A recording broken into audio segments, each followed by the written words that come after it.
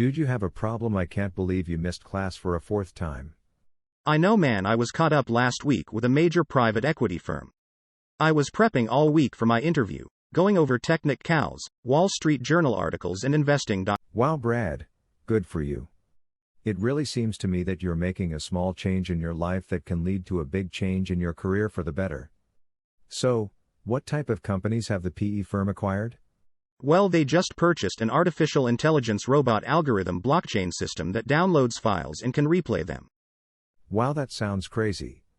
What kind of files will it be used for? Mostly songs and audiobooks. Songs and audiobooks? So it's pretty much like a MP3 player or like any sort of smartphone today, just without the phone aspect?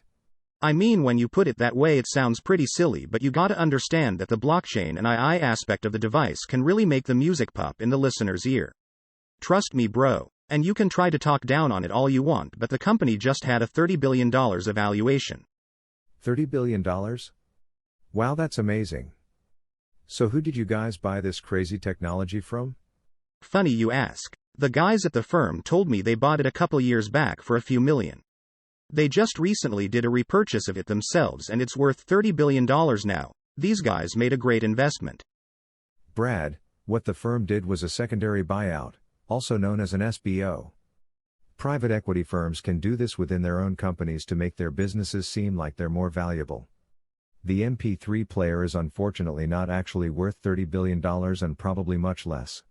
Oh man, this is so embarrassing. I wish I knew that before I accepted their job offer. Don't sweat it, man. Maybe if you went to class you would have known how to smell out faulty valuations in the private equity industry. You're right. I really gotta start going to class more. So, what else did I miss?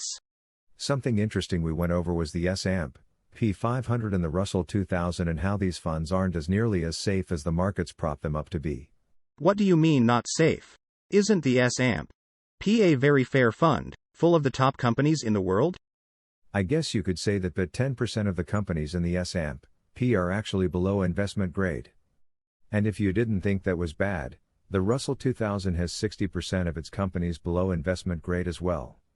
Oh my god, really? Anything below investment grade is risky business, and honestly even 10% of the fund being below investment grade is scary to hear. Yeah, right? I had no idea before class. So, what else did you guys go over? We also talked about some financial ratios as well. The first that comes to mind is the price-to-book ratio, and it was really interesting because a lot of companies actually have a wide variety of ratio ranges. Well, what exactly is a price-to-book ratio? A price-to-book ratio is the market value of a company divided by its value of equity. So a lot of banks have sub-1 PB ratios, whereas tech companies like Tesla can have PB ratios of 25 to even 30. This is because tech companies have less tangible assets and can project to have much higher returns in the future than they currently do. Okay. Well, I gotta run.